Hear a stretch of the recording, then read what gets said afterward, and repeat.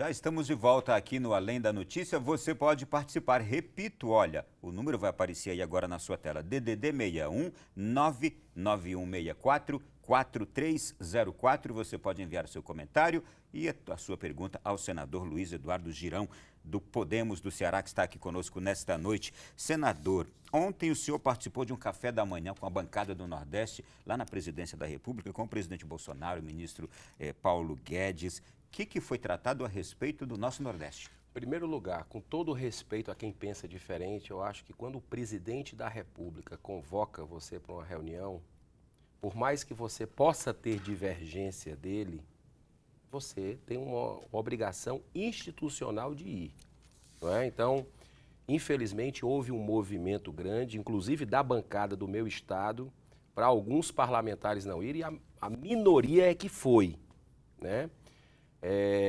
Mas nós ouvimos, foi muito importante a discussão, a questão do fortalecimento do BNDES, do BNB, né, a questão da dívida dos agricultores. Então foi dado um panorama, principalmente pelo o Paulo Guedes, junto com, ouvindo as bancadas dos estados. E eu acredito que foi o início do interlocução que eu espero que ela continue, né?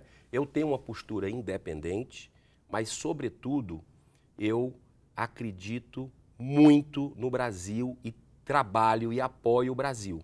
Então, por mais que eu tenha divergência, por exemplo, a questão das armas de fogo, né? Eu tenho mais convergência do que divergência. Então, nesse momento, a gente tem que ter serenidade, é isso que precisa, né? Ter serenidade. Então, aquela coisa do quanto pior, melhor, né, que algumas pessoas querem colocar, isso atrasa o país, isso gera um clima de instabilidade. E eu acho que a gente tem que dar o voto de confiança num presidente que foi eleito aí por quase 60 milhões de brasileiros. E é bom até conversar com um senador independente como o senhor, para a gente entender, e até para o senhor nos ajudar a entender que momento é esse que a gente está vivendo, que a gente vê um governo que começa de forma completamente diferente dos outros, que não aceita a forma de política que vinha sendo praticada, mas que pode ter suas inabilidades no trato de algumas questões, no trato com a própria classe política. Como entender esse momento que se está vivendo? Ele não é fácil para nenhum dos dois lados, né? Não, a gente está, o governo, ele poderia estar melhor, eu não tenho a menor dúvida disso, né? Teve uma cirurgia também no meio, a gente tem que, tudo que aconteceu, a própria eleição do presidente Bolsonaro foi também um milagre, né? Uma pessoa que tinha segundos de televisão, uma facada daquela, né, onde por 2 milímetros ele não vai a óbito. Tudo que aconteceu e ele ter sido eleito, o brasileiro, na verdade, no meu modo de entender, o brasileiro, ele não votou no Jair Bolsonaro, ele votou contra muita coisa que estava acontecendo no país, para dar uma chance de transformação. Então, o mensalão, o petrolão, tudo isso que roubou dinheiro do brasileiro, de outros governos, o brasileiro disse não. O brasileiro disse sim à Lava Jato. E a alternativa que ele viu foi Jair Bolsonaro. Jair Bolsonaro é a alternativa que tinha naquele momento para derrotar. Então, eu acho que a natureza não dá saltos. Não é do dia para a noite que vai acontecer. Existe um sistema apodrecido no Brasil, uma política do toma lá da cá que vem de décadas, enfim. E isso tem que ser enfrentado, mas também não é na base da força, não é na base de desrespeitar Congresso que se vai conseguir isso, né? Então é na base do diálogo, com ideias, né? Com serenidade, mas não se pode se render, ser refém de ninguém. Então tem uma linha muito tênue nisso tudo e eu espero cada vez mais que ele está com um quadro de ministros muito bom, presidente. A maioria dos ministérios, ele tem um quadro de pessoas competentes que estão ainda desenvolvendo um trabalho de organização. Tinha muita coisa destruída. Ele recebeu um país com as contas, com problemas gravíssimos, gravíssimos de toda ordem. Então, vai ter que tomar medidas que são, às vezes, impopulares. Mas é para o bem. Às vezes você não toma um remédio amargo para você lá na frente colher. Então, eu acredito muito nessa lei da semeadura. Tudo que você planta, você colhe. Se você planta corrupção, você vai colher violência. É o que a gente está colhendo hoje. Se você planta amor, solidariedade, você vai colher cultura de paz. Então, esse é o desafio desse governo. Eu espero, torço que dê certo, mas vou estar ponderando no Senado o que eu não concordar, vou estar colocando como eu fiz desde o primeiro dia do mandato. Por falar em remédio amargo, está a grande discussão e também o jogo de narrativas no Brasil, a reforma da Previdência. Qual é o seu posicionamento? Olha, o Brasil já era para ter feito uma reforma da Previdência há 20 anos. Outros países já fizeram, tiveram essa coragem, essa ousadia de fazer. As contas não fecham, né? Então, se a gente não faz a reforma da Previdência agora, dentro de poucos anos, não falo de décadas, poucos anos, os nossos filhos, os nossos netos não vão ter solução de continuidade no país. Então, é uma questão matemática, né? Agora, ao mesmo tempo, a reforma que foi enviada, que está na Câmara, vai chegar no Senado, acho que já vai chegar com algumas distorções, no meu modo de entender, tem alguns ajustes que precisam ser feitos, né? Principalmente nós do Nordeste, eu vejo que o Brasil é um país continental.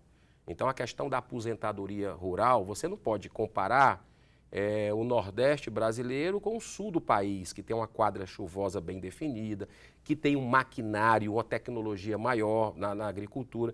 Então, lá a gente tem seca, a gente tem dificuldade, né? Então, tem que ser um olhar diferenciado.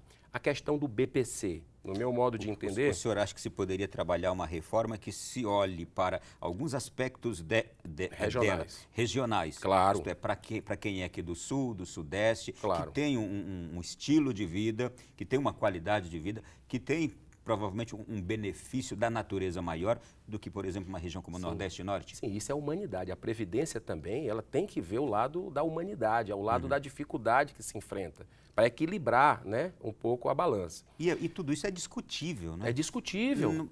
O que é ruim é a demonização da reforma da Não, Previdência. aí não, porque aí estaríamos sendo desleais, estaríamos sendo até irresponsáveis com o país. A reforma precisa sair e vai sair. Né? Agora, o que a gente tem que fazer é ajustes para ela não ficar injusta. Por exemplo, o BPC. Alguém ganhar menos que um salário mínimo, no meu modo de entender, respeito quem pensa diferente, é injusto. Salário mínimo, o nome está dizendo, já é mínimo. Né? E ele caiu de valor, chegou a ser $300. Né? Então, a gente precisa ter... no mínimo as pessoas ganhando um salário mínimo no BPC e tem que ter esse olhar humano, porque a Previdência também tem que resguardar os menos favorecidos. Senador Eduardo Girão, nós tivemos essa semana na Câmara, aliás, ontem à noite na Câmara, a votação da medida provisória da reforma administrativa do governo. Aliás, eu acho que esse era um tema que nem precisaria estar sendo discutido, tomar tanto tempo. Mas devido ao que a gente já falou aqui, é um governo diferente, está começando um trabalho diferente, não aceita as práticas antigas. Então, por isso também questionada a sua medida provisória de reforma administrativa, o jeito de governar. E a gente teve, dentre aqui essa proposta, alguns aspectos ali que foram questionados. Por exemplo, o COAF, que Bolsonaro queria que ficasse com o ministro Sérgio Moro no Ministério da Justiça, quando historicamente ele sempre esteve no Ministério da Economia ou Fazenda, e o COAF foi uma das grandes discussões. O governo Bolsonaro e Sérgio Moro querem o COAF no Ministério da Justiça para justamente acompanhar o trajeto do dinheiro sujo no Brasil, neste momento de combate à corrupção. Isso. O que o senhor pensa? Eu estou totalmente de acordo que o COAF vá para o Ministério da Justiça. É um momento do Brasil que a gente precisa virar essa página, né, da corrupção. A gente precisa trilhar um caminho da ética. Então, o ministro Sérgio Moro tem toda a legitimidade. Se ele, junto com o governo Bolsonaro, estão querendo fazer essa medida, por que não? Nunca houve esse problema que está acontecendo agora na medida provisória nos outros governos. É um direito que o governo tem de fazer o seu organograma da maneira que achar interessante. Então, eu acho que, nesse momento, é fundamental que o COAF esteja próximo ao ministro Sérgio Moro, porque ele vai identificar todo todo o trâmite do dinheiro, do crime organizado, que no Brasil precisa ser combatido, dos corruptos brasileiros. Então, fica mais próximo à estrutura dele. O Ministério da Economia vai cuidar da geração de emprego e renda, orçamento, tudo isso. Mas essa parte de combate à corrupção é necessário. Agora eu pergunto para o senhor, ontem a Câmara votou contra isso. Vocês no Senado podem mudar isso agora? Podemos mudar. Inclusive, hoje nós conversamos com alguns colegas, o Major Olímpio, o próprio Álvaro Dias também, muitos outros colegas, Alessandro Vieira, de Sergipe. Teve uma turma nova que entrou, uma turma bacana que entrou, foi uma renovação grande do Senado. Nós estamos ainda, vamos dizer, aprendendo, encontrando muitos de primeiro mandato. Se ajustando ali. Se ajustando, mas nós estamos cada vez mais unidos para mostrar realmente o que precisa ser feito, porque algo precisa ser feito e rápido no Brasil. Então, a população está confiando na gente. Pela primeira vez, eu acredito, por décadas, o brasileiro está acreditando no Congresso brasileiro, né? Então, a gente não pode perder essa oportunidade de aproximar as casas. Ontem foi uma derrota para o governo nesse aspecto do COAF, lá na Câmara dos Deputados, mas nós estamos nos articulando para terça-feira que vem. Peço o povo brasileiro que está nos assistindo que não apenas ore, é importante a oração, mas que haja também, sabe como? Rede social, enviando para os senadores a sua opinião, com amor, militância com respeito. Popular. Militância popular, brasileiro gostando de política. Por que não deixar com Sérgio Moro o COAF? Coloca para os senadores do teu estado, são só 3 senadores do estado, coloca a tua opinião, é democrático isso. Então, o voto vai ser nominal. Isso é muito bom. Todo mundo vai saber. Vai saber, como ontem na Câmara. Na Câmara dos Deputados, todo mundo soube quem votou contra e quem votou a favor. E está tendo uma repercussão gigantesca. A população está indo atrás de saber quem foi. E o meu deputado que eu votei. Então, faça o mesmo com o seu senador, né? Eu acho muito bacana essa participação popular, porque é sensível, o político ele se sensibiliza também com isso. Muito bem, gente. Olha, e um outro assunto que eu queria conversar com o senhor. Semana passada a gente foi surpreendido com uma boa notícia, um novo plano de política nacional contra as drogas no Brasil. Mas eu não vi grande repercussão. E quando eu escutei comentários sobre esse plano, eu falei, puxa, mas que coisa boa. Explique, por favor, para o nosso povo o que os senhores lá no Senado aprovaram. Falta só o presidente sancionar, não é? Falta só o presidente sancionar. Espero que o presidente sancione essa semana que vem. Foi uma grande articulação do ministro Osmar Terra, que é um ministro que eu reputo um dos melhores, que é o ministro da Cidadania, um dos melhores ministros desse governo. O projeto de lei é dele, porque ele é deputado federal, e vinha tramitando, sabe há quanto tempo?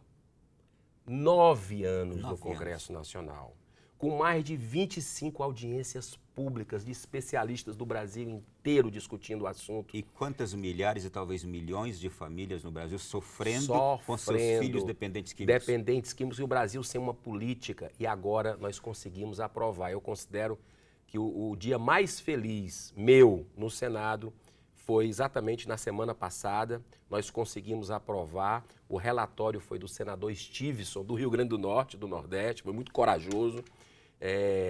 E nós aprovamos o quê? Só para sintetizar, sabe aquelas comunidades terapêuticas que há 50 anos fazem um trabalho de resgate humano? Geralmente ligadas a igrejas. Geralmente ligadas à igreja, que fazem um trabalho de ressocialização, de realmente resgate. Recuperação, transformação de vidas. Transformação de vidas, né? Devolvendo filhos para as mães, para a sociedade, né? E eu escutei uma vez um especialista e membro de uma dessas casas dizer aqui no programa que elas chegam a recuperar, não é que é uma regra, chegam a recuperar até 70%, 80% Sim. das pessoas que lá estão. Sim, com certeza. Então, essas pessoas fazem um trabalho há 50 anos sem qualquer apoio do governo e agora vão ter.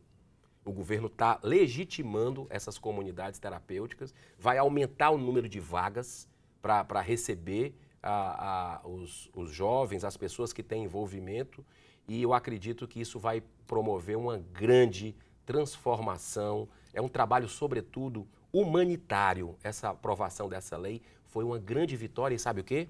afasta o ativismo judicial do Supremo Tribunal Federal, que teima há muitos anos em legislar em nome dos que foram eleitos pelo povo.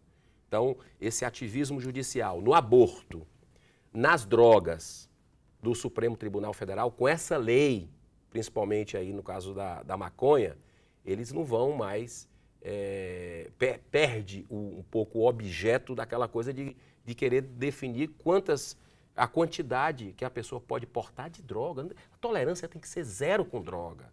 Zero com droga. Então, eu acho que o Congresso conseguiu uma grande boa notícia para o povo brasileiro semana passada. Muito bem. Gente, estamos conversando com o senador Eduardo Girão e pautas importantes aqui para abordar com ele. Senador, após um acordo hoje na Câmara dos Deputados, uma votação simbólica, devolveu aos auditores fiscais o poder de continuarem investigando crimes tributários relacionados ao controle das fronteiras, algo que também estava praticamente escapando.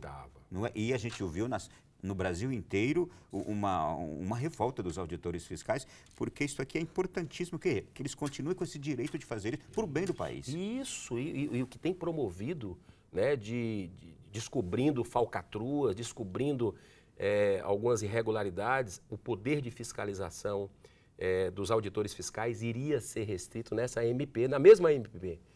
E nós já estávamos preparados no Senado, mas a pressão popular, né, também ajudou. Por pouco não se conseguiu a COAF, por 18 votos, diga-se de passagem. Eles estavam achando que ia ser uma maioria grande.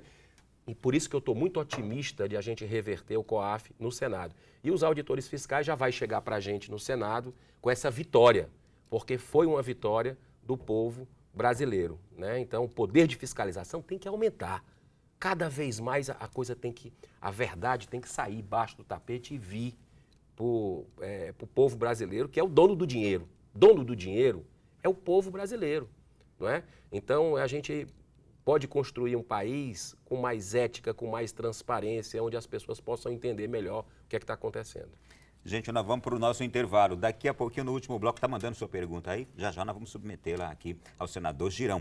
É intervalo? A gente volta já já na sequência do Além da Notícia.